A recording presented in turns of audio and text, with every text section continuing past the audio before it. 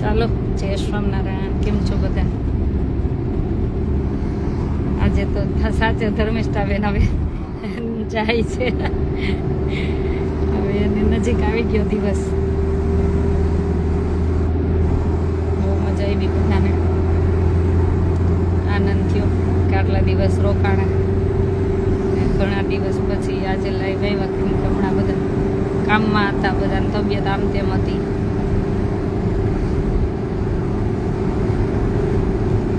આજે ખાસ વાત કરવાની છે, બધા જોડાઈ જાય એટલે.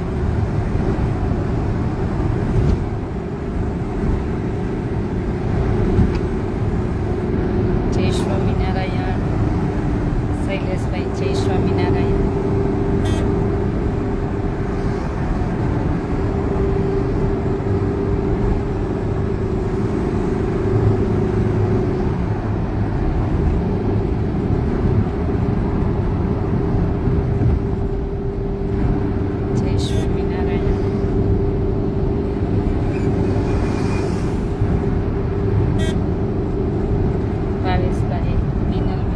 સ્વામિનારાયણ, જયભાઈ, જય સ્વામિનારાયણ. દેવજીભાઈ, જય સ્વામિનારાયણ. કૈલાસબેન, જય સ્વામિનારાયણ. ક્યાં છો? હવે આશ્રમેથી નીકળ્યા છીએ ધર્મિષ્ઠાબેનને મૂકવા. ચાલો, બધાને આજે ખાસ એ જ વાત કરવાની છે કે આપણે જે આશ્રમ બનાવ્યું છે આસ્થાનું હરિદ્વાર, ત્યાં ઘણા એવા વડીલ બા માટે ઘણા ભાઈઓના ફોન આવે છે. એટલે આશ્રમ એ વડીલ બા માટે કેવી, દીકરીઓ માટે ભણવા માટે તો છે જ, પણ 6 થી 12 ધોરણ અને બધા બા માટે કેવી રીતના છે એ ખાસ જાણી લેજો કે જેનું કોઈ નથી ને, જેને દીકરા નથી, દીકરીઓ નથી, એના માટે આશ્રમ છે. કાલે એક ભાઈનો ફોન આવ્યો કે મારા બાને મૂકવા આવવા છે. મેં કીધું કેમ તમારા બાને મૂકવા આવવા? તો કે હું ભાડે રહું છું એટલે. હું તો કહું આવા દીકરાઓને છે ને ઢાંકણીમાં પાણી લઈને ડૂબી મરવું જોઈએ. તમે ભાડે રહ્યો છો, તમારા બાયડી હચવાઈ જાય, તમારા છોકરા હચવાઈ જાય, તમારા મા એક નો હચવાય, તમને 9 મહિના પેટમાં જન્મ દીધો એટલે.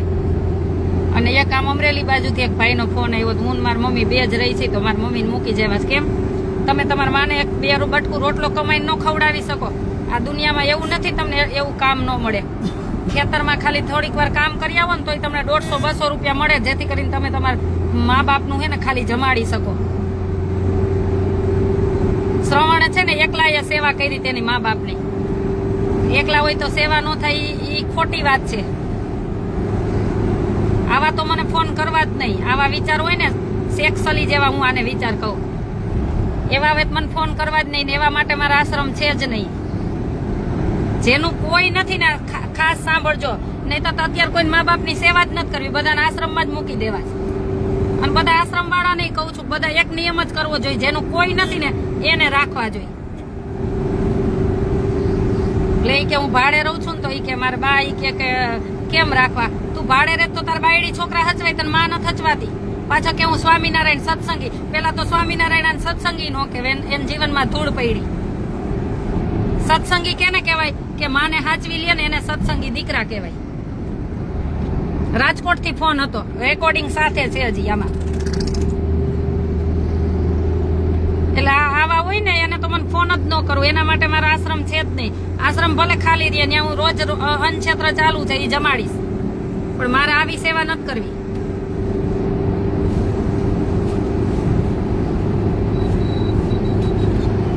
પણ શરમ થાય ને ભાઈ, શરમ થાવી જોઈએ કે હું પાછો કે હું સત્સંગી છું ને ભાડે રહું છું. એટલે તું ભાડે રહે, મેં કીધું તમારા ઘરવાળી છોકરા તો કે બધુંય છે, તો બધાય હચવાય, તાર માં નો હચવાય.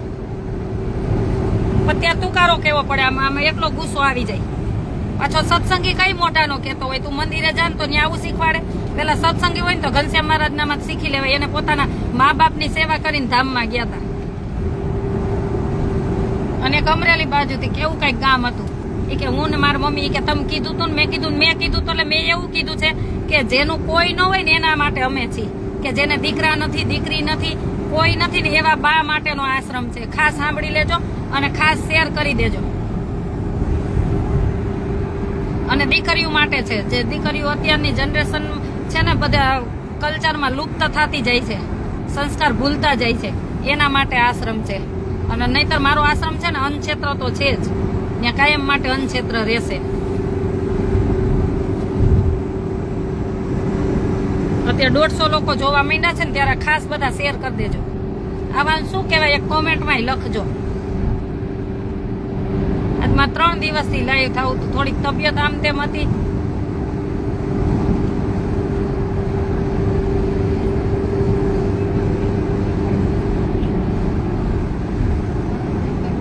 તબિયત આમ તેમ હતી ને થોડાક આમ તેમ હતા બધા, એટલા માટે 2-3 દિવસથી લાઈવ નહોતી થઈ શકતી. જેનું કોઈ નથી ને એના માટે આશ્રમ છે. 6 થી 12 ધોરણ દીકરીઓને ભણાવશું. જેની પરિસ્થિતિ નબળી છે, કોઈને મમ્મી નથી, કોઈને પપ્પા નથી, સ્લમ વિસ્તારમાં રહે છે, એને બધાને ભણાવશું. એના એડમિશન ચાલુ થઈ ગયા છે. હા, એ નંબર ઉપર તમે તાર કોન્ટેક્ટ કરજો કોઈને ભણાવવા માટે. તમને એમ થાય કે અમારી દીકરીને આ કલ્ચરમાં નથી અમારે ધકેલવી અને આ કલ્ચરમાંથી બહાર રાખવી અને અમારી પરિસ્થિતિ નથી, તો તમે તારા આશાના હરિદ્વારે મૂકી જાજો. 6 થી 12 ધોરણ. અરે બેન, મારા જેવાને મા બાપ નથી, એને પૂછો મા બાપ શું છે. આખી દુનિયા મૂકવા તૈયાર છું, મારે મા બાપ નથી. કોક પૂછો મા બાપને કેટલે જાવ. સાચી વાત છે ભાઈ. મને તો એ ભાઈનો ફોન આવ્યો ને ત્યારનું લોહી ઉપડી ગયું હતું કે આ શું બોલે, આને શરમય નથી થતી. 9 મહિના તમને મોટા કર્યા, 9 મહિના પેટમાં રાખીને પછી આવડા કરતા ને એમાં આવડા કર્યા. અને તમે હવે એમ કહો કે આમ ભાડે રહે એટલે જગ્યા નથી. ઢાંકણી પાણી લઈને ડૂબી મરાય. તમારે બાયડિયું હચવાઈ જાય, કાલ હવાની આવી હોય તા, અને તમારા મા બાપ નો હચવાય.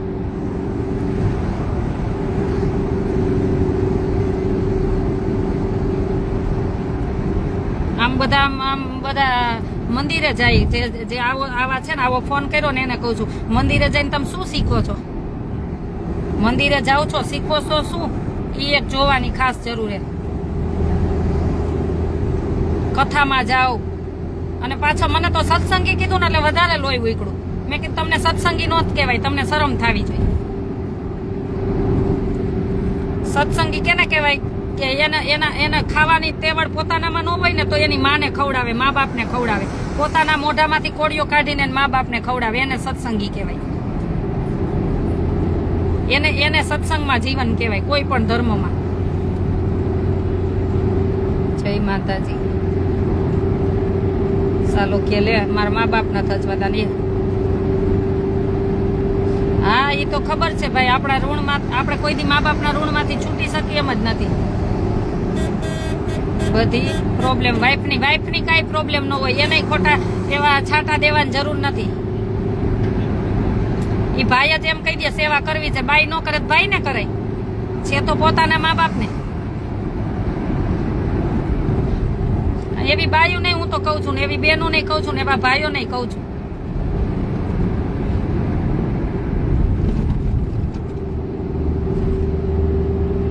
તમે સરસ કામ કરો છો પણ સમજતા નથી, એટલે તમને સેવા એટલે મળશે. ના, મારો આશ્રમ તો છે ને, જો હું ખાસ કહું છું, હજી સાંભળી લેજો, કે જેનું કોઈ નથી ને એના માટે જ છે. કે જેને મમ્મી કોઈ એના દીકરા નથી, દીકરી નથી, એના માટે જ છે. એવા બા માટે હું હાજવીશ. અડધી રાતે હું તેડવા આવીશ, સેવા કરી. પણ તમે એમ કહો કે હું આ ભાડે રહું છું, મારા બા અહીંયા હચવાતા નથી, તેડી જાઉં, તો એ વાત ખોટી હો. એક તો એમ તને તાર માએ 9 મહિના પેટમાં હાચવો ને, એ જેનથી બિચારીથી મોટી ભૂલ થઈ ગઈ.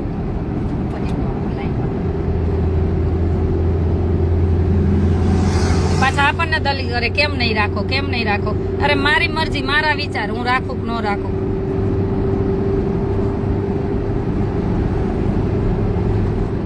સાચી જ વાત છે. 2 દિવસ ખાલી પેટ ઉપર પથ્થર રાખીને બાંધે ને 5 કિલાનો, તો ખબર પડે તે 9 મહિના હાચવા હોય. ક્યાં આ સંસ્કૃતિ ક્યાં જઈ રહી છે જોતો ખરા. આપણને એમ થાય કે તમારા બાળકો તમારામાં શું શીખશે, તમારામાંથી શું શીખશે. તમે આવા ફોન કરો કે મારે બા નથી હચવાતા. એક અમરેલી બા, મારે નહોતું, મને એમ થયું કે એક ભાઈના ફોને કઈ નથી કરું. પાછો અમરેલીથી એક બીજો ફોન આવ્યો, એ કે હું મારા બા 2 જ રહી છે, મારા બાને મૂકી જાવ. લે, હું કેમ હાચું? તમે મા બાપની સેવા ન કરી શકો. આ સંસ્કૃતિ ક્યાં જઈ રહી છે જોતો ખરા. આ પતનની નિશાનીયા છીએ આપણે, બીજું કાંઈ નથી. હવે આ ધરતી સહન નથી કરી રહી શકતી, પણ આ તો કોઈ સાચા સંતને મહાપુરુષને લઈને આ ધરતી સહન કરે છે. આ આ ધરતી ત્યારે સહન કરે છે.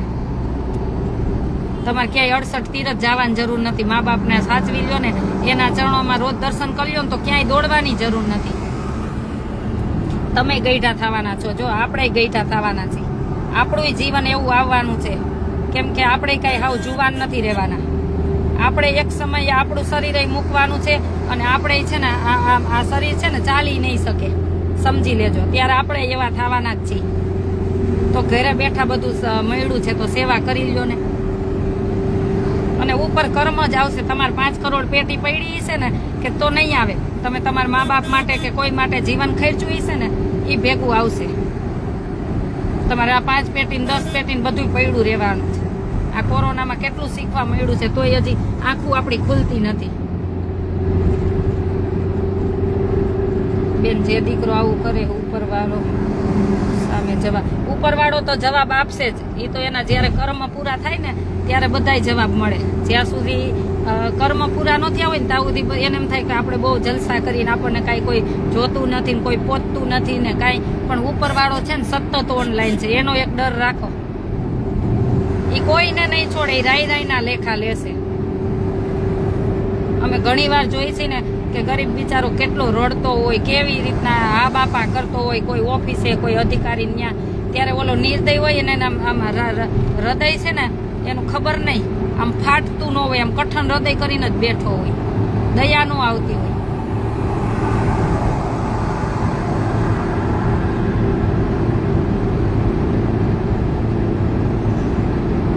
અને અત્યારે એમ થાય કે તો તમે જયારે ભોગવવું પડે ને ત્યારે અત્યારે પુણ્ય બળ ને લઈને તમને કઈ ન થતું હોય. જયારે પુણ્ય બળ તમારા પૂરા થાય ને ત્યારે હરેક ને ભોગવવું જ પડે. આટલું યાદ રાખજો. તમારા જ્યાં સુધી પુણ્ય હોય ને ત્યાં સુધી આ જાહો જલાલી બધું તમારી નોટંકી ચાલશે. પણ તમારા જયારે પુણ્ય ખતમ થાય ને ત્યારે છે ને રોતાય નહીં આવડે. તમે જોજો.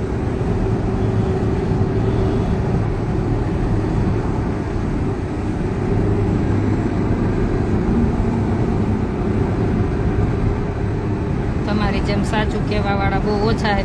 સાચું કે એટલે ઘણા મરચા લાગતા ભલે ને લાગે. મારે ક્યાં કોઈને ગીરેક થાળી જમવાઈ જવું છે, જવું પડે તો વ્યવહારે જવાનું હોય.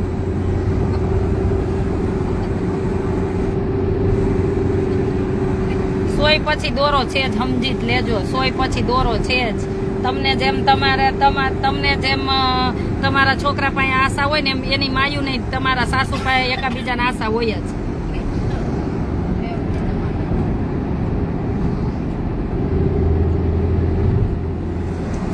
વાત કીધી. આ વાત સંવેદના, લાગણી, પ્રેમ ઉપની છે. ગરીબ છે તેના મા બાપ ઘેરે જ છે, આખામાંથી અડધો ખાઈ લે. સાચી જ વાત છે. ઓલા રૂપિયા થોડાક વધી જાય ને તો મા બાપ નો હચવાય. બોલ, ધૂળ પડી તમારા રૂપિયામાં.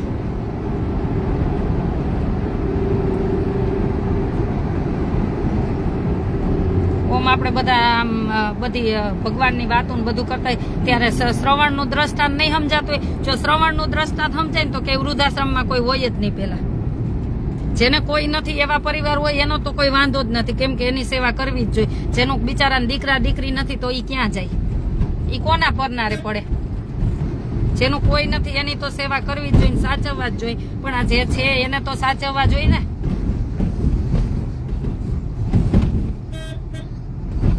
શરમ થાવી જોઈએ, શરમ થાવી જોઈએ. એના હૃદયમાંથી હે ને એક આસુડું પડી ગયું ને તમારા માટે તો તમે ગમે એટલા કરોડો તીરથ કરશો ને તોય કઈ કામનું નથી, સમજી લેજો. અને ઘણા એવા વડીલ છે એમ નહીં કહું છું કે તમારી ઉંમર થાય ને ત્યાં દેખવા છતાં આંધળું થઈ જવાય ને બોલવા છતાં બેરું થઈ જવાય. એટલે કઈ માથાકૂટ જ નહીં. જેમ કરતા હોય એમ કરવા દો. તમે સત્ય કહેતા હોય કેમ કે તમે બધું જોયેલું છે, પણ એને છે ને સમજાતું ન હોય. એને સમજાતું ન હોય એટલે એને સમજાય ને ત્યારે બહુ મોડું થઈ ગયું હોય. શું કહો?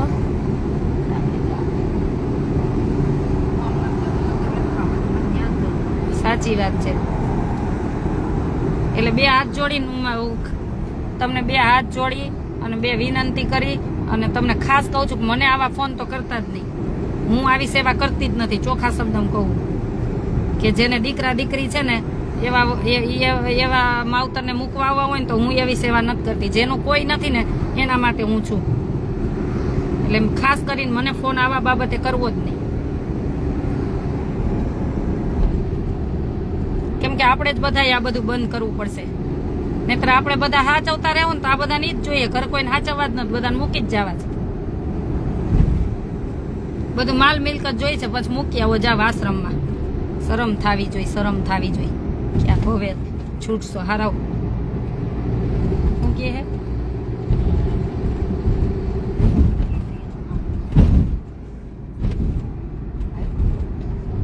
ઢાંકણીમાં પાણી લઈને ડૂબી મરાય આવા વિચાર હોય ને એને તો.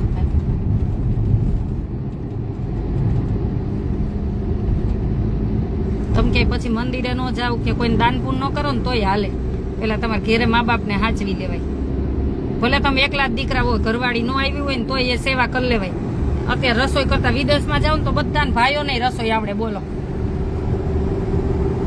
તો એમાં આપણે અહીંયા રસોઈ શીખી જવાય, કામય કરી લેવાય ને રસોઈ શીખી જવાય, અને આપણે માને ખવડાવી જણાય બટકું રોટલો. કોઈ અશક્ય જ નથી, કોઈ કામ અશક્ય જ નથી.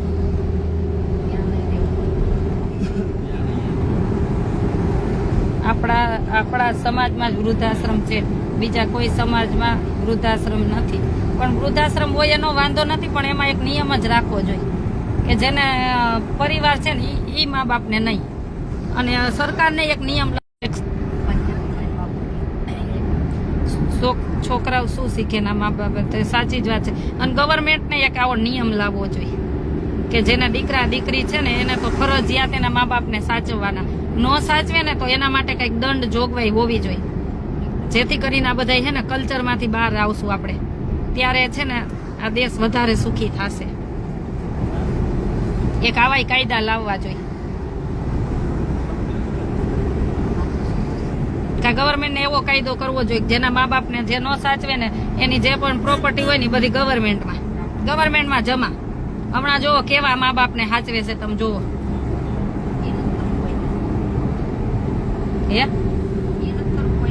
ઈ તો વાત છે, ઈ તો બોલે, ગઈઢા થાય ને એટલે બોલવાના જ છે, કેમ કે એનો સ્વભાવ બાળક જેવો થઈ જાય. ઘણી વાર એમ કે મા બાપ આમ કરે પણ એ બિચારા પહેલેથી દુઃખ જોયું હોય. આ તો હવે 4 વ્હીલ આવ્યા ને હવે એન્ડ્રોઈડ મોબાઈલ આવ્યા, બિચારા સાયકલ નહોતી જોઈ, અને આ ઢેફામાં છે ને એની જિંદગી કહી નાખી હોય. આ ધૂળના ઢેફામાં તમને સિટીમાં મોકલવા માટે અને તમને ગાડીઓ બંગલા લઈ દેવા માટે એને એની જિંદગી ખર્ચી નાખી હોય. પછી તમે જે ફેન ફતુર ખોટા કરતા હોય ને તેનાથી રહેવાતું ન હોય એટલે બોલતા હોય, ત્યારે એટલું વિચારે કે ના એનો સ્વભાવ એવો થઈ ગયો છે, કેમ કે એને કોઈ દિવસ સારું જોયું નતું. પોઝિટિવ લઈ શકો, નેગેટિવ લઈ શકો, જે લેવું હોય ને લઈ શકો. અને બાળક જેવો હંમેશા છે ને ગઢાનો સ્વભાવ બાળક જેવો થઈ જાય. જોજો એને બધું ખાવાનું મન થાય, એને હદતું ન હોય, ઝાડા થઈ જાય, ઉલટી થાય તો એ ખાતા રાખશે, કેમ કે એ નાના બાળક જેવો. આપણે નાના હતા ત્યારે ના પાડી જ લેતા ને, આપણે નાકમાં જ સેડા વહી જતા, ત્યારે એ લૂછતા.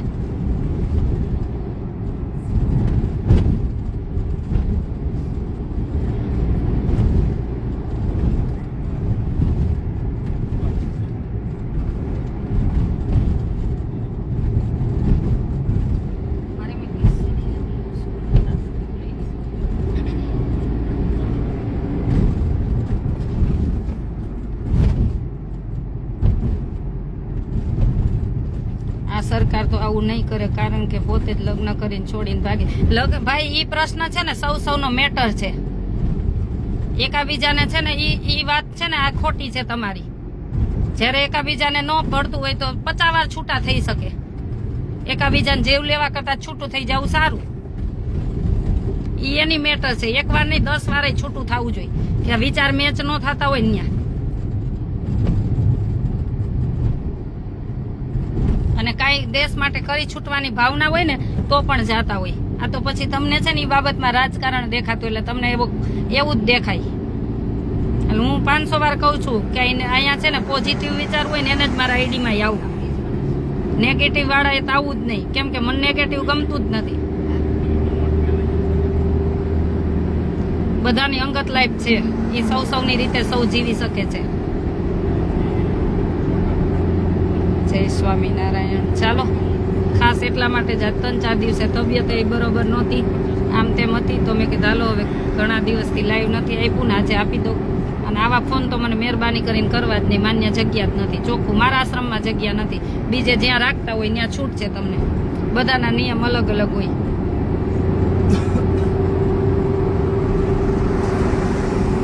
જય સ્વામિનારાયણ, જય સ્વામિનારાયણ.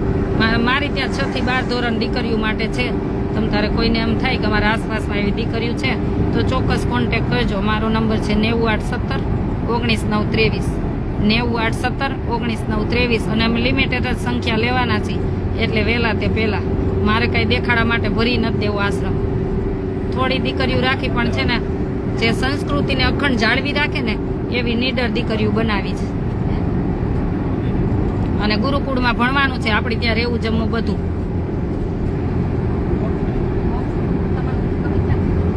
અમારી જ્ઞાતિમાં ઓછા બનાવ છે. હું તો કહું ભગવાન ક્યાંય કઈ બનાવ ન બનવા દે. જય સ્વામિનારાયણ. અમારા ધર્મિષ્ઠાબેન. ઓય જય સ્વામિનારાયણ. શું કહેશો? બસ હવે જઈએ છે, હવે ઉપડીએ. અહીં રહી જાઓ. પણ અહીં શું અહીં રહેવું પડે. જઈ આવો મહિનો આ સમય ના આગ્રહથી આપણે બધું ભગવાનની યાત્રા કરી. તમારો બધા બધાનો દર્શન આભાર. કર્યા અને મજા આવી, બહુ મજા આવી. થેન્ક યુ, તમારો બધાનો આભાર. અને તમે હું તો એમ કહું છું રોકાઈ જાવ ને ચાવી દીધી.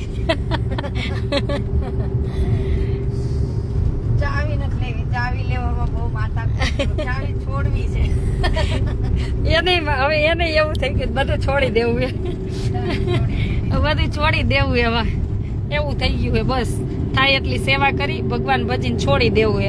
અમુક સમયે છે ને સેવાય છોડી દેવી. સાચું કહું તો આપણે આપણા માટે ભજન કરવા બેસી જવું છે.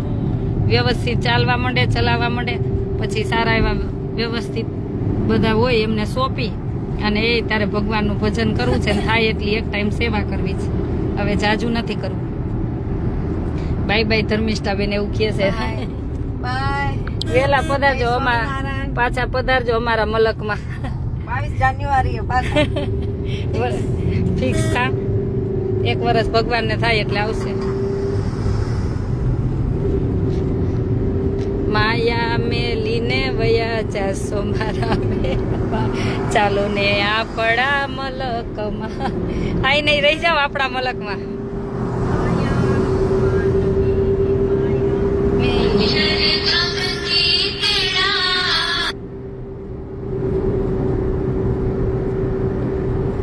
ચાલો ચાચા કરીને બધાને જય સ્વામિનારાયણ. અને ધર્મિષ્ઠાબેનની કવિતાબેન બે રોકાણા, બહુ આનંદ થયો. અને મારા વતી કાંઈ દુઃખ લાગ્યું હોય તો જાહેરમાં સોરી નાની બેન જાણીને માફ કરી દેજો. અને હંમેશા આશ્રમ તમારા બધાનો જ છે તો પધારતા રહેજો. ચાલો બધાને ચાચા કરીને જય સ્વામિનારાયણ.